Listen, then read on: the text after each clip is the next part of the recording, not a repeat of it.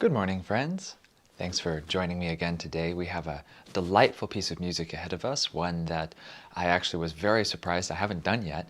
Just as an aside, today is, I believe, if I've been counting correctly, the 17th installment of this series, and it is the 17th day of the month. Whoa. Okay, let's begin with a prayer. Heavenly Father, Divine Mother, dearest friend, beloved God, great masters, Jesus Christ, Babaji Krishna, Lahiri Mahashaya, Swami Sri Yukteswar, beloved Guru, Paramhansa Yogananda, saints of all religions, our friend Swamiji, humbly we bow before all of you. Bless us today with deeper devotion. Help the flower of our heart to bloom and open, offering itself, all of its beauty, its fragrance, to Thee alone. Help us to remember our love for Thee and to remember Your love for us. Om. Peace. Amen.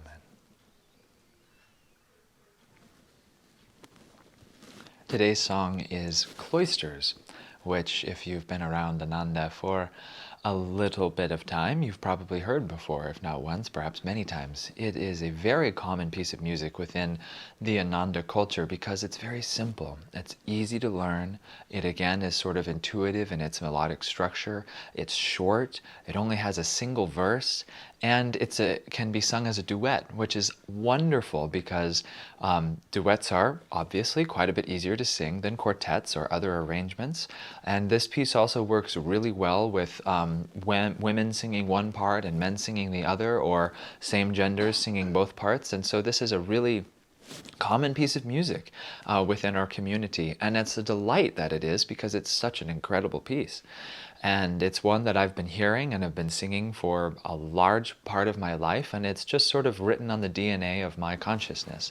And I hope after this week and going into it deeply, I hope that it can become written on yours as well. This is a song that should delight you when you wake up in the morning and you find yourself making your cup of coffee and you suddenly notice that you're humming this.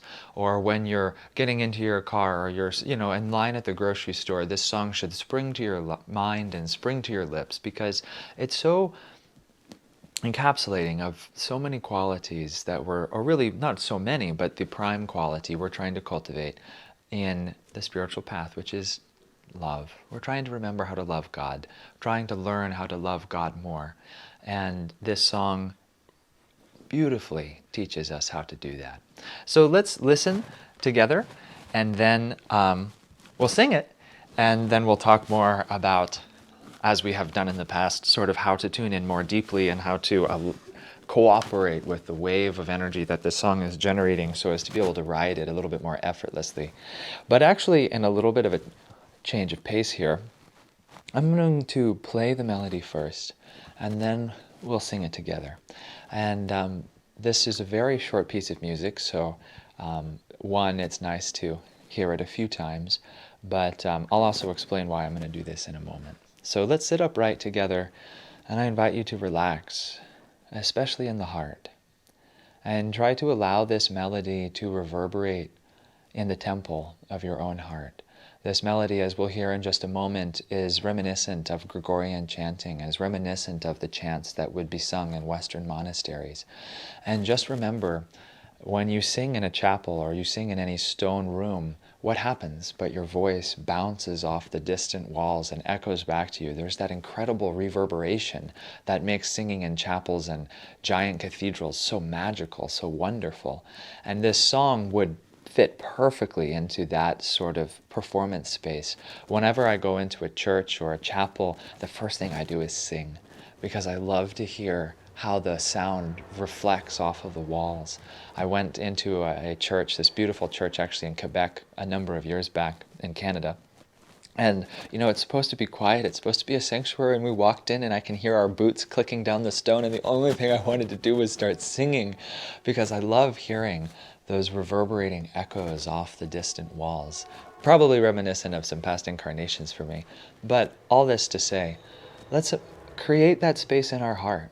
Imagine your heart to be like a beautiful temple, a cathedral awaiting God's presence, but with that space, that openness, to allow these notes to bounce off the distant walls of your heart's yearning for God's presence in your life.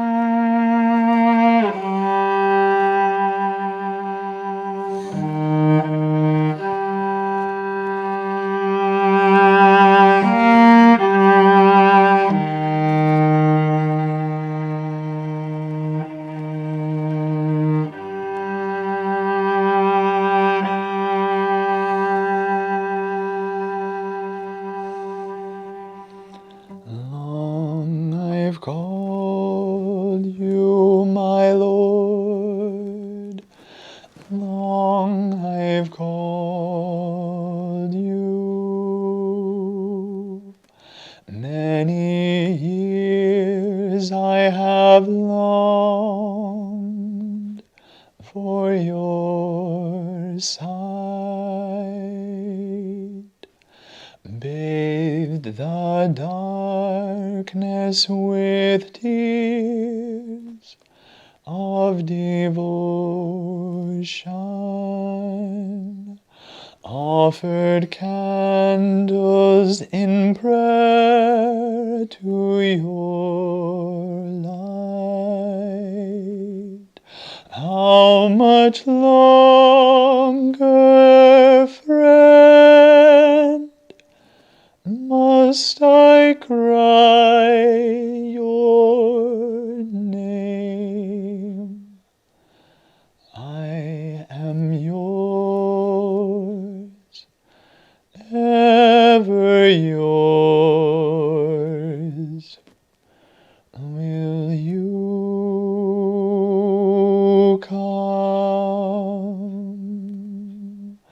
Long I've called you, my Lord, long I've called you. Many years I have longed for your sight. Bathed the darkness with tears of devotion, offered candles in prayer to your light. How much longer, friend, must I cry your name? I am yours,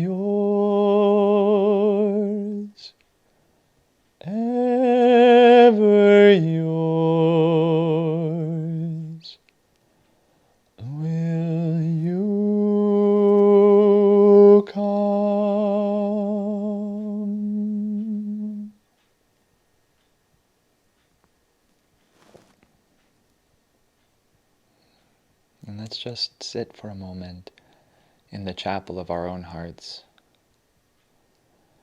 feeling the reverberations of this piece bouncing around in the walls of that temple. Its yearnful melody,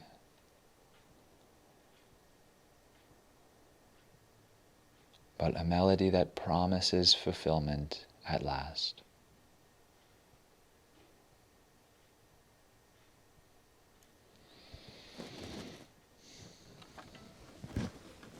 What a wonderful piece of music that is, isn't it? Just a fun observation. I don't know if it was picked up on this microphone or not, but actually on a few of the notes that I held and was maintaining with my voice, I could actually hear my cello sympathetically resonating and vibrating with my voice, which is a phenomenon that happens if you sing in tune with the natural vibration of an open, uninhibited instrument. It begins to vibrate with you. It's like the cello sings along, and I could hear that happening, which was very sweet because, of course, that means that the sound is bouncing around the inside of this cello just as I'm hoping its vibration is reverberating in the temple of my own heart. So it was a sweet reminder of that and sort of a distant echo of God's love bouncing back to us. So now this piece of music has actually quite a lot going on in spite of the fact of its simplicity. This is a song that you could listen to a handful of times and probably memorize its lyrics and memorize its melody as well. But it's elegant, isn't it? And it has so much to offer us. And I just want to share a quick story actually before we sort of get into the workings of this piece of music, because sometimes, especially with simple melodies, the best thing to do is actually not intellectualize it at all, but to try and feel. That wisdom in music perhaps comes through the heart, not through the mind. But when I was growing up and playing music and studying with David Eby, who is a wonderful musician and very tuned into Swami's music and his instrumental music, and is a music director and has been for a long time, it was a great blessing for me to get to study with him. But when I was, I don't know, maybe 13 or 14, and I had been playing the cello for 8 or 9 years or something, and I had been singing in choirs and singing in our the local village choir and things like that. And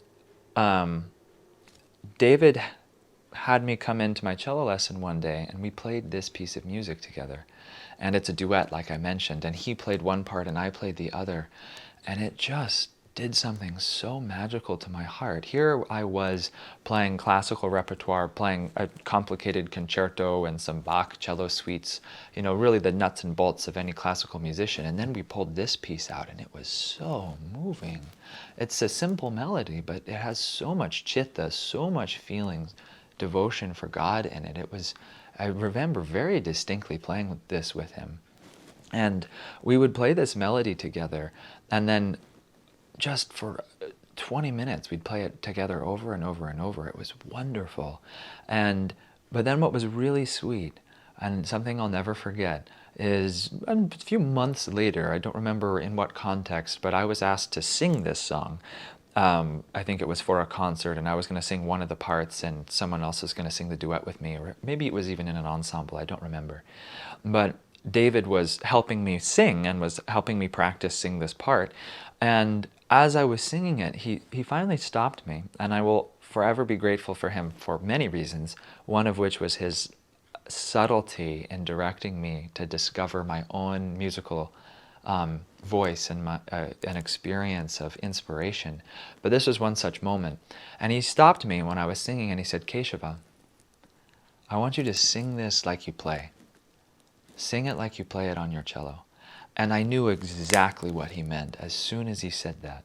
Because when I play this on my cello, when I play melodies and forget about the technicalities, forget about if my fingers are exactly where they need to be, I can become engrossed in the music. And then the music can talk to me directly. It can contact my heart firsthand. And that's what happened when I played this music on my cello. And then when I was singing, I was becoming too intellectual. I was becoming too concerned with technique and with execution. And so it was disconnecting the flow of inspiration. And all he had to do was tell me, "Sing it like you play it." And I went, oh. And I sang it again. And I allowed my heart to have feeling. And the song transformed me. And so that analogy might not work for all of us because perhaps you're not a cellist. But what that means is sing this with an open heart. Sing this like no one's listening. Sing this with an uninhibited feeling nature. Just completely allow your heart to soar to God when you sing this and just see what happens. And what will happen is it will remind you of your heart's natural love. And that's such a wonderful thing. Sri Yukteswar said that you cannot put a single foot forward on the spiritual path without first awakening the heart's natural love. But my favorite part of that in relationship to this song is the word natural. We don't have to go build love. We don't have to discover it. We don't have to create it. We just remember it. And that's what this song is. It's like memories of a deep and ancient love echoing in your own heart that reminds you that that love has always been there and that you've always yearned for God. It's so sweet. And it's also, Swami comes after this in many different ways, which is delightful to me. That this song, as you can tell, even the name, Cloisters, it's reminiscent of a cloistered monastery. And like I mentioned, the Gregorian chanting, that in Gregorian chanting, they would use very simple melodies like this. And it actually was sort of a pranayama technique. You'd take these big breaths, you'd sing a phrase, and then as the sound was reverberating off the walls, you'd be inhaling again. And so you'd be in this constant state of absorption in music. And there's even, apparently I've heard stories that some of the Gregorian monasteries, they would sing for hours and hours and hours a day. And they would serve and pray and do just an enormous amount of activity and only sleep very few hours. And yet they were always filled with vitality and energy. And then just recently, when they stopped singing so much, their monks started becoming sick, they became ill, they became depressed, and they couldn't figure out what was going wrong. So they were giving them more meat in their diet, more calories, more dense foods, but still it wasn't working until finally they started singing again. And they would sing and sing and sing for hours a day, and all the monks began to bloom and blossom again because the heart was open. And so we should do the same. We should sing all the time. This is a melody, like if you don't know what melody of Swami's to try and get into your mind, to try and sing day to day, to really uplift and transform you, look no further, friends. This song will do the trick. So, but what's fun, as I was beginning to say, is this song awakens that memory of a love divine, that memory of a deep devotion, and it, in part, tugs on any samskars you may have had in a monastic setting. Because its melody is Gregorian in its style and in its theme. Just those opening lines, "Long I've called you my Lord." You can just hear the echoes of that last yearnful note bouncing back to you. And then the second call, "Long I've called you."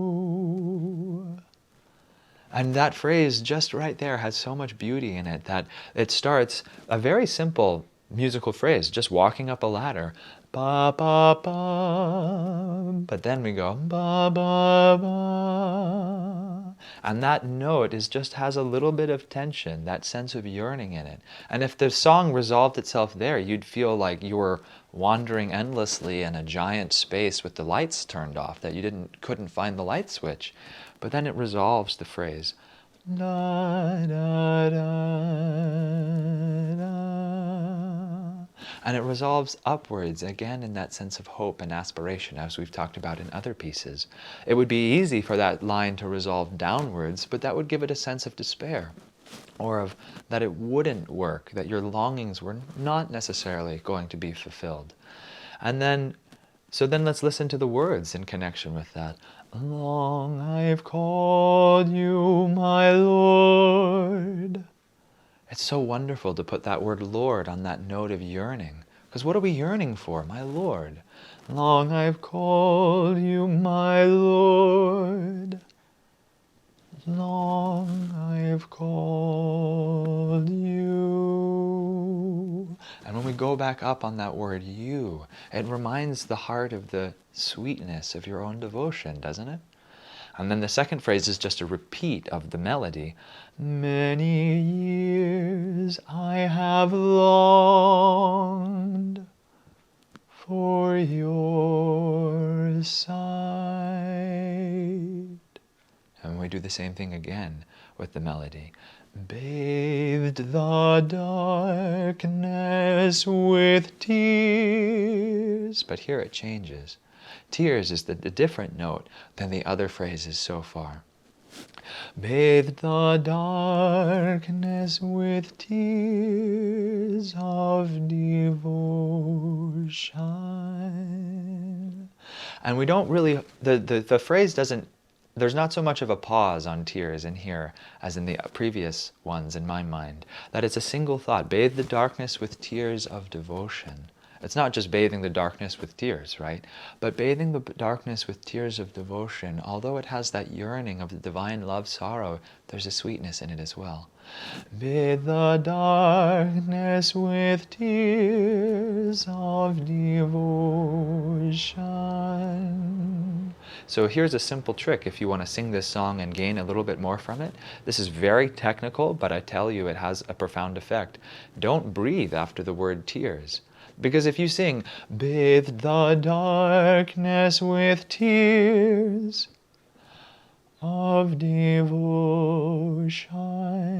what does your mind gravitate towards? It gravitates to the tears. But if you sing it, bathe the darkness with tears of devotion, it's a much different feeling, isn't it? And then the next, offered candles in prayer to your light. And again here, these phrases are getting longer. The soul is getting more courageous in its self-offering of love, as we can see simply by the length of the phrase. Whereas in the beginning, long I've called you my Lord, long I've called you. They're a little shorter.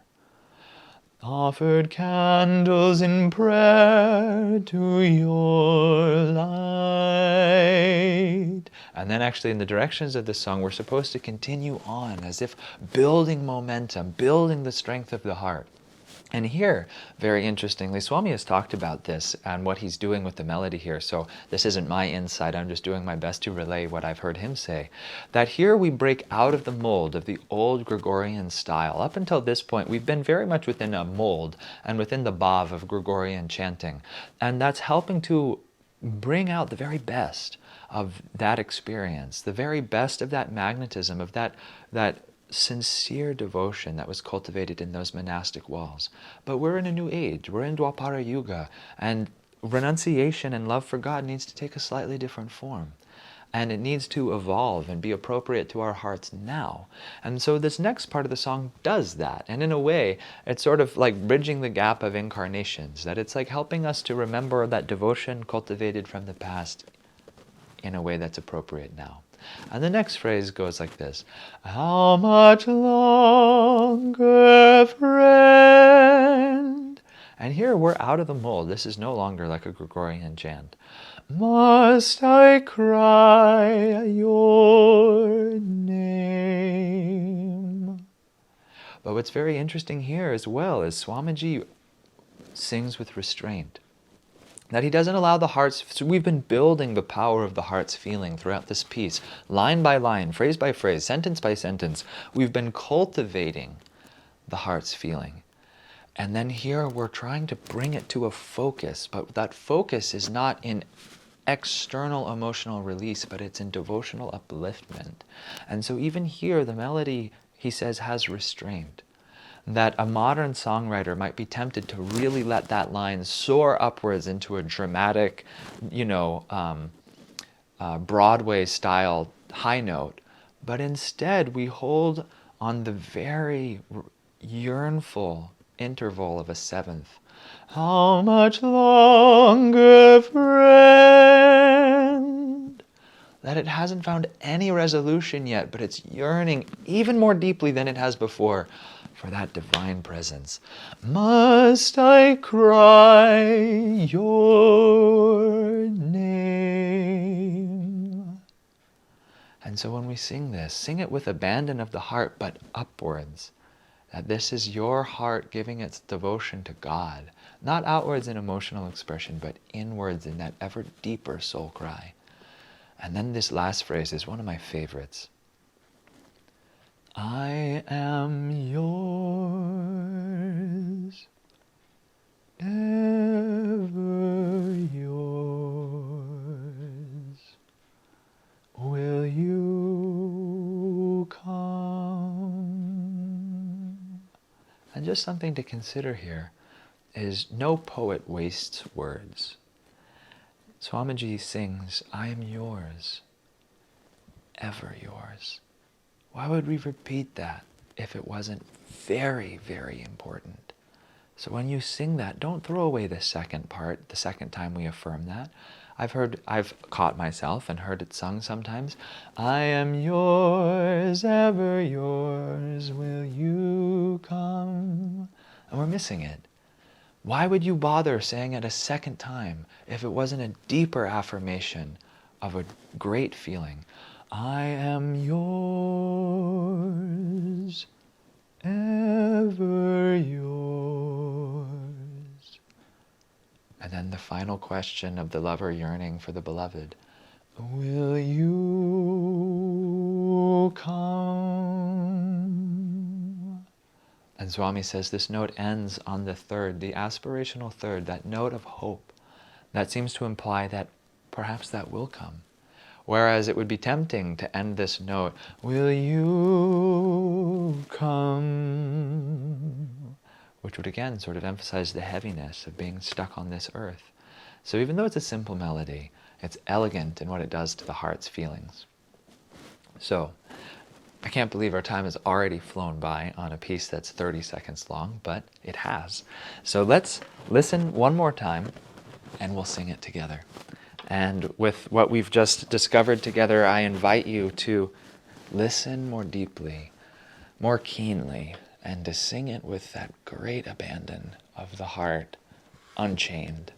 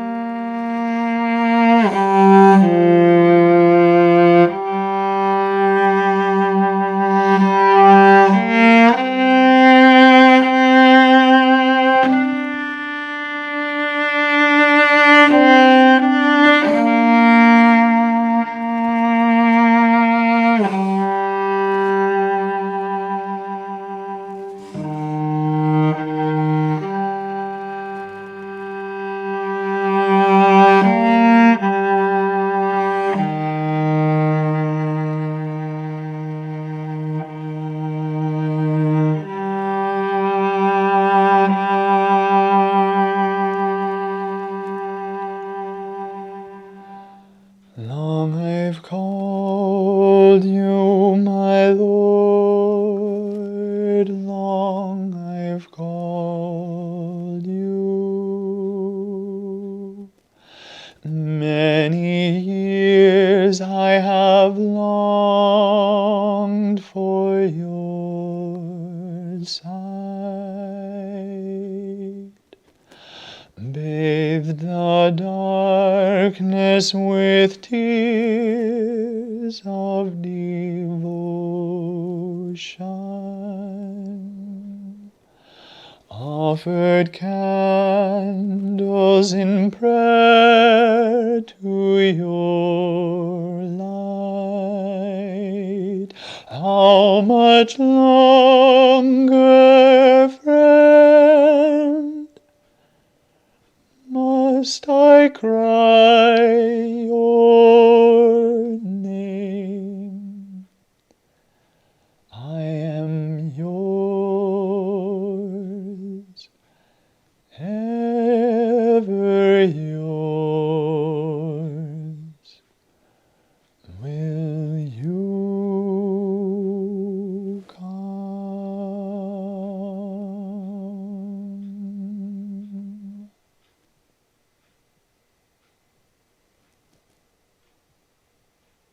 Let's pause and feel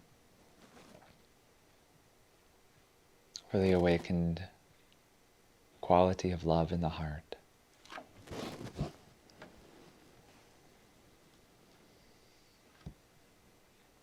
And let's visualize that love like a flower, opening in self-offering up towards the spiritual eye. And feel that you are offering the flower of your heart at the feet of your divine beloved.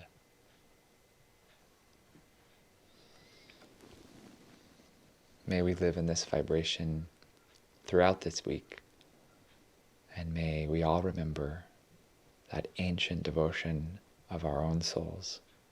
Thank you, friends.